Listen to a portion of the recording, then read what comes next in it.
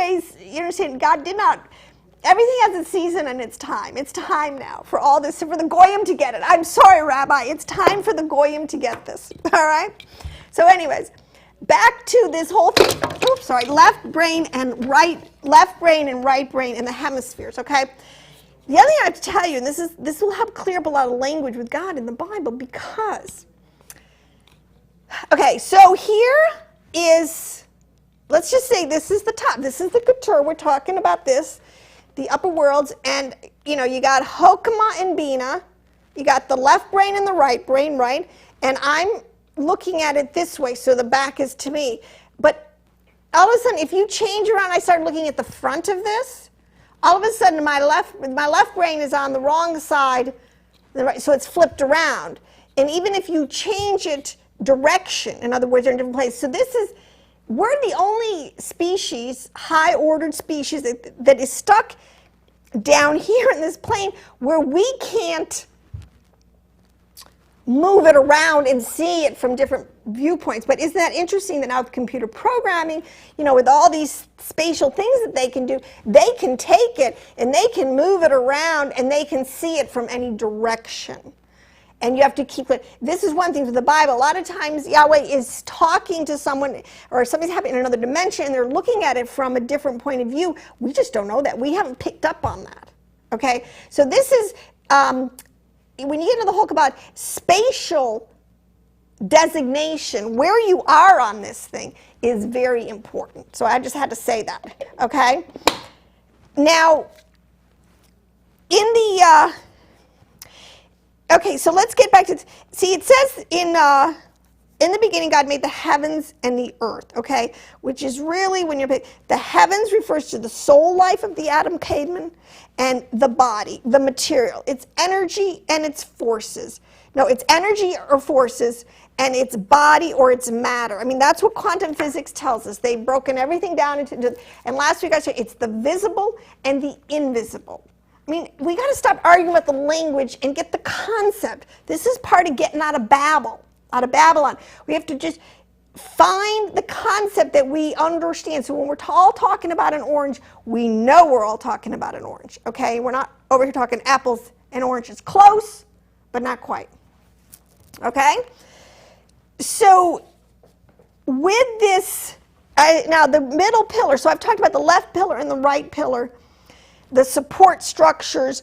These represent the arms of God. It's all anthropomorphic. God doesn't really have a body. It's just something we can relate to, so that, you know, as children, I'm trying to, this is the whole point. You've got to have visuals. You've got to have something that people, a pictograph, okay? The soul, the Father is the, he said, we were made, and then there's another point. Then when you get into the other creation story and talks about making Adam, it says, and they were made, let us, okay, too. It refers to the plurality, okay, and this is not, let me say the other thing, it is not polytheistic. There are not many gods, okay? God is a unity, but this is just how he is emanating himself. He is making, okay? He's walking through his creation. You know, he's doing it. He's, okay? God doesn't really have hands, but he sure has systems in place that do just pretty good hands. They make things, okay? Look at automation today. I mean, the concept. Somebody else has designed that automated thing to make a car, okay? So anyways. So when he says he made, let us make man in our image and likeness, this concept refers to the body is the image. See, so when they were making this, another way, someday I'll get to the idols, images, that's why they were told to not make any image, any graven image. God does not want us. You know, I was talking to a friend of mine, a Kabbalistic Jew, friend of mine, an incredible, knowledgeable, and they didn't, he says, I don't put anything, even in my room. I have no pictures on my wall or just no images of anything. I said, not even like a landscape or something? No. I mean, because he's hardcore, and I respect him for it, and it's fine, because I understand. But that was like really shocking to me, Gentile Christian. I'm thinking, oh my gosh, can you imagine? But the concept is not to put any graven image before it. So you don't worship any part of the creation. Okay, that's all it's a part. You don't worship the part. We worship the whole. Okay, God is a wholeness. He is a unity. He is up here, couture. He is the singularity. Okay, it's fine to understand this thing. This is the point. This is knowledge has been given to us so we can make the most of this thing. Okay, the soul. So the image is the body. Let us make man in our likeness and image. The likeness refers to the mind, okay, to the soul. So when I said the visible and invisible, the larger portion of this universe, see, is actually very small. The bigger part of it is in the mind. There are whole parts of God. That's why it's in an infinite, okay? What we see is really a very small part of the mind of God. Ultimately, and we will see this, and I'll see on the other side, and we'll have a whole lot of fun exploring it. So let me see if I got, okay, so the middle pillar, okay, and this is where I will go, and I especially will go with Yeshua and how he is the center, he is the middle pillar, okay, this is the whole point. But up here at the free will, one of the things, these are all emanating out, but the one thing that God has given, his one gift when he did this, and he decided, a lot of the literature, it's really, the angels are constantly, why did you do that? Why did you give them this free will gift? Look at the mucky muck they've made. But he did. When God breathed into Adam, or into the breath of life, this is a part of, because this is the breath up here, this is air, this represents water, so there's different things. But free will, and with the tree of life going down, this is the free will of man, okay? And it's a balancing act. That's why with the left side, the judgment, the right side, the blessing. This is really, on so many levels, very deep. And you'd be surprised how so simple a diagram, symbols, can explain very deep concepts, okay? But we'll get down to this, the middle pillar, okay? Now, I want to go on the flip side. So in the beginning, Yah, or Elohim, the name of God, it's not other gods. And this is another false. You got to say, yes, okay, see, this is where you got to be. Now I have to stop and say this. One of the other things in the Bible that we've never really understood is there are two kingdoms, okay? Were two trees, right? And I started unpacking this a little bit. Two trees in the garden, the tree of life, Yeshua. This is also why when there was a problem, which really, like, we'll say over here on the left shoulder, under Bina and Gavera, there was a problem. I think it kind of happened over here, okay?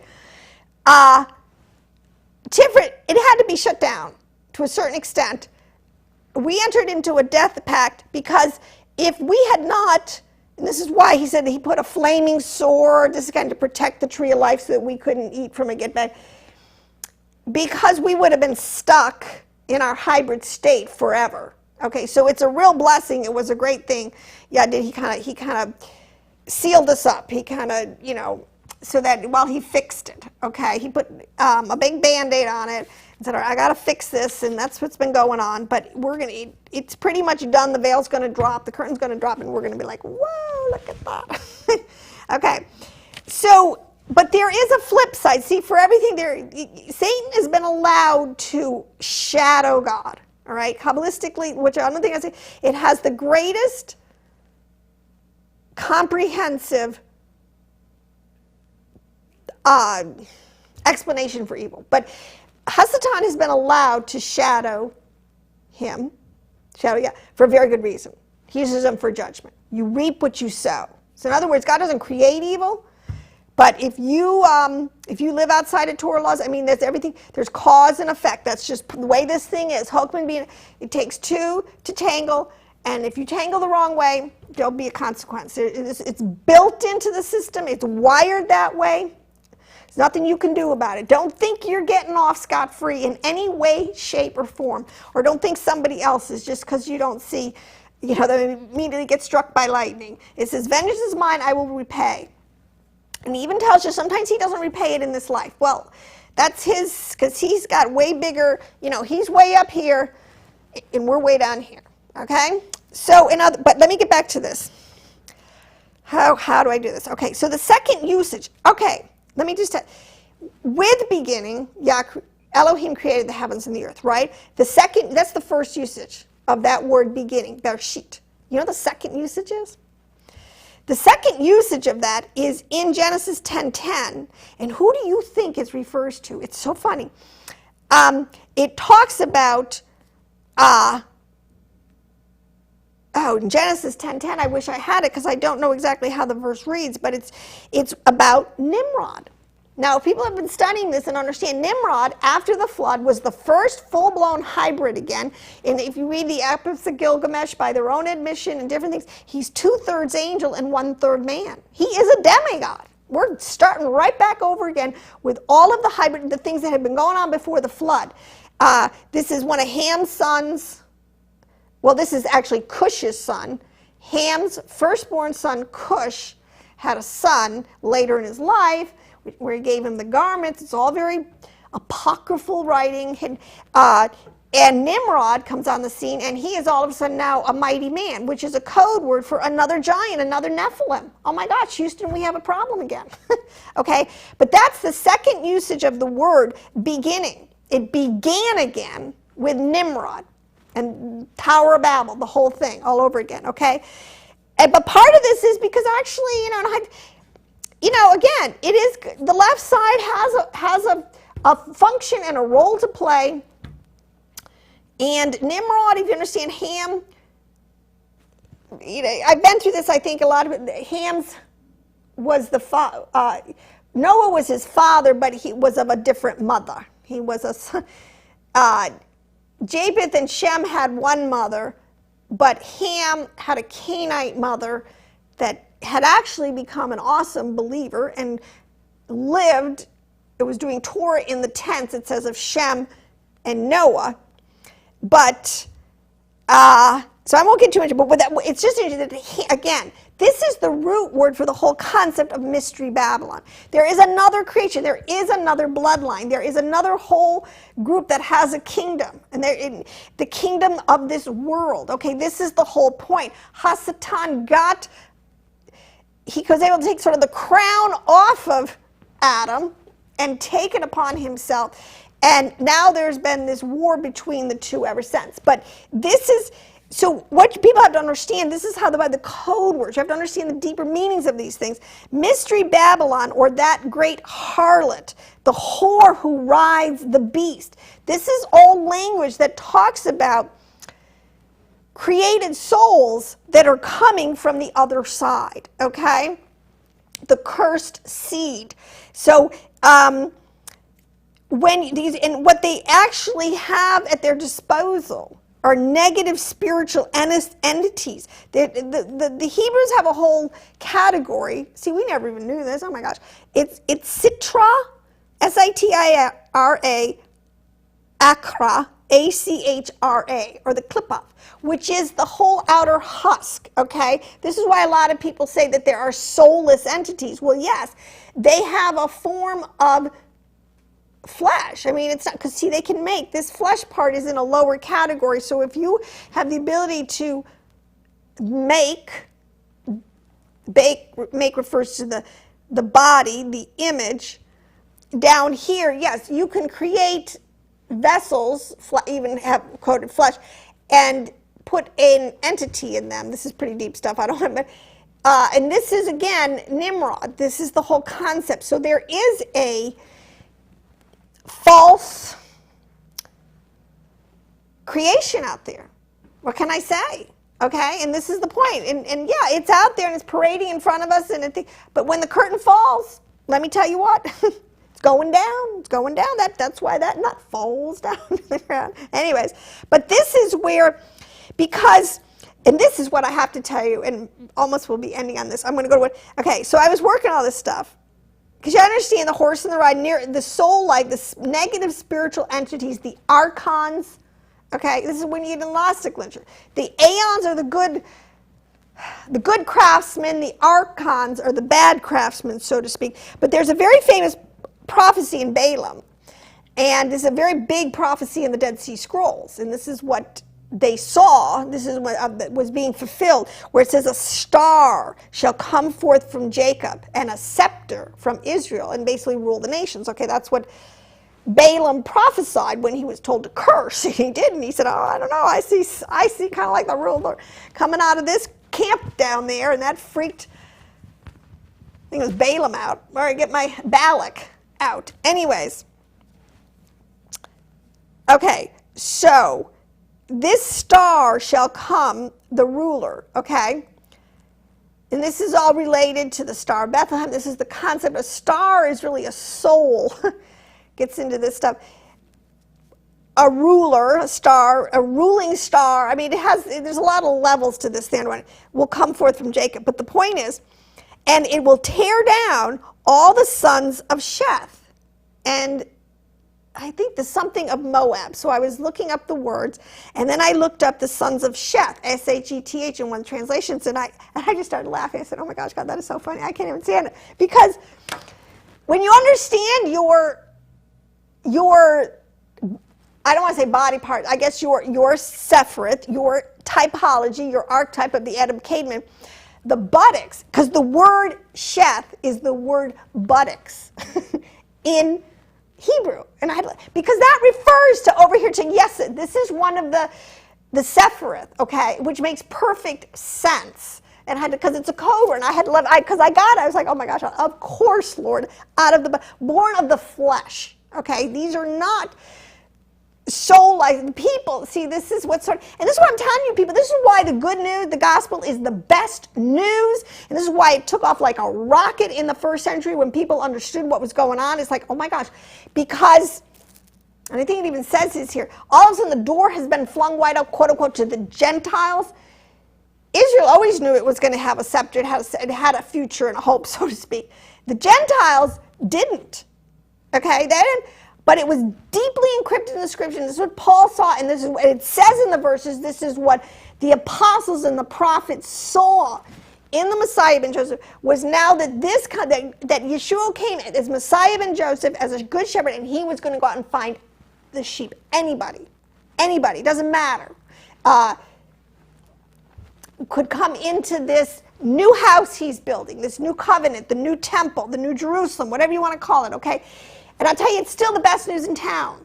So I'm telling you what, I don't care what you've done in the past or what your soul, you can come in to the new creation that God is making, and it's going to be awesome by faith, and he will cleanse you and wash you and put you in as a star, so to speak, in this whole cosmos. It's amazing.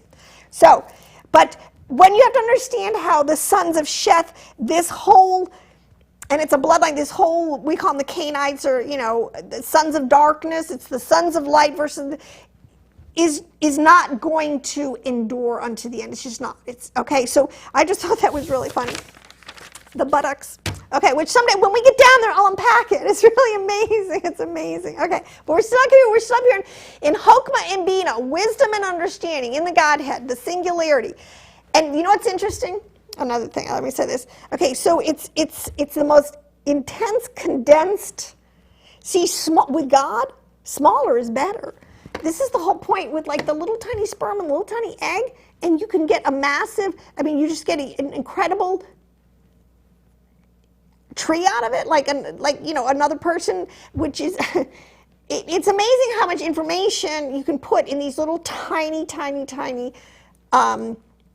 DNA codes, okay? So actually, the smaller you get with God, the more power-packed you are, okay?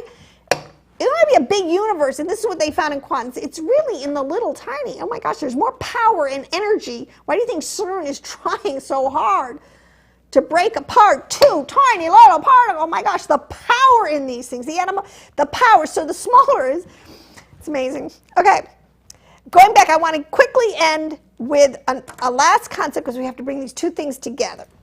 So, I've been talking about this concept that God has made, Hebraically, the tree of life and Adam Kadmon, in New Testament, the cosmic Christ, the body of Christ, okay? But these things represent, the words are so specific, there are 4 worlds, okay? there are 10 emanations. Okay, I'll just tell you this. There's 4 worlds. These are the 4 elements. This refers to the 4 primordials, the 4 building blocks. There's 4, that's why I have them here, okay? The 4 dimensions, okay? En Sof up here, the Keter, the crown, the Bina. This is a world of God. This is where the unknowable Yahweh Elohim sits in this throne room, okay? We can have wisdom and understanding. We can start here. We can get this high up to wisdom and understanding to the mind of Christ, and we can begin to see some of the deep stuff. This is, so this is Yad-He, Vav-He. See this? Okay, but when you come down, there's a very famous verse in Isaiah. He says that I made you, I created you, I formed you, and I made you in your mother's womb. And I've been 3 very specific worlds. So as you're coming down this pike, so to speak, this thing into materiality, into physicality. So look at this. That's why he says he knew us before the foundations of the world. We were in his mind's eye. Actually, every righteous soul was actually up here, right in the beginning with Chokmah and Bina. Okay, we were there in the beginning with God, okay? This is why, as a member of the body of Christ, this is why God has foreknowledge, okay? It gets really deep. I don't want to, okay, let's see if I can do this really quick in 4 minutes. And this is where I'll pick up next week. So there's a world of creation, and it's called Beriah. And it is the spiritual world. It's where our thoughts, the mind of God is. These are empirical, which is the word air. Okay, breath is Yahweh Elohim, is the creator God. Then you come into this world of the mind, of thoughts, air. Think of your thoughts. I mean, they're always floating around out there. Where are they? Okay, okay. Then you come into this world of formation, which is called Yetzirah. Okay, and this is the astral plane. This is a plane, the soul life, soul, psyche. Our emotions. This is a place, usually a lot of times in the code word, of water, okay? And how the soul was separated, the upper waters and the lower waters, okay? And then you have the last one is the world of make, the world of action, or what they call physicality, Asiya, which is really our whole universe. So we think that we got this unbelievable universe, which is really under a firmament, and it's really quite a contained ecosystem, but it's still pretty vast. And this is the world of the skin, like if you were taking this thing to the nut concept, okay? So it's the same template. The concepts can be taken to a piece of fruit, all right, or the seed in the fruit. It never breaks typology. You have the outer husk, the skin. You have the garment, it's the flesh, it's the covering. This is the earth, okay? Then inside you have a world of formation. You have, which is here, it's more fleshly. It's sort of an in-between. It's a little more water in it. It's not as hard as the outer husk, but it's got some flesh and it's got some ethereal parts to it. It's a little. Then you get into the world of creation, and it's totally these empty chambers. It's totally this world of air and essence, and then this is where you get into the Holy of Holies concept. Even the temple follows this template of these 4 worlds. And we, believe it or not, actually move up and down, really without even understanding it or realizing it. You can move up and down sort of in the other creation, in the world of darkness, or, this is where evil and these things, in a Toralist way, or you can go up and down, and this is our point of climbing Jacob's ladder, learning how to be conformed into the image of Christ, climbing by precept, becoming holy. Because remember, without holiness, no one will see the Lord. There's 2 sides to this coin. There's knowledge, there's wisdom, and there's understanding. But with Yah, you got to play by the rules. He's a very orderly, linear God. He has a Torah. There's a way you function in his cosmos, in his universe, that doesn't harm your neighbor, harm yourself, or denigate him. That's where you want to function. So on that note, got to wrap it up. I'm going to be back. I think this is great fun. I hope people can begin to glean a lot from this, and I'm encouraging my fellow saints in the Lord who are going deep and going hard. This is a place we need to go. You need to understand that there is true Jewish Kabbalah, the knowledge and secrets of God that our brother Judah has kept for us for this time, and we owe him a lot. So on that note, I say God bless and good night. Shalom.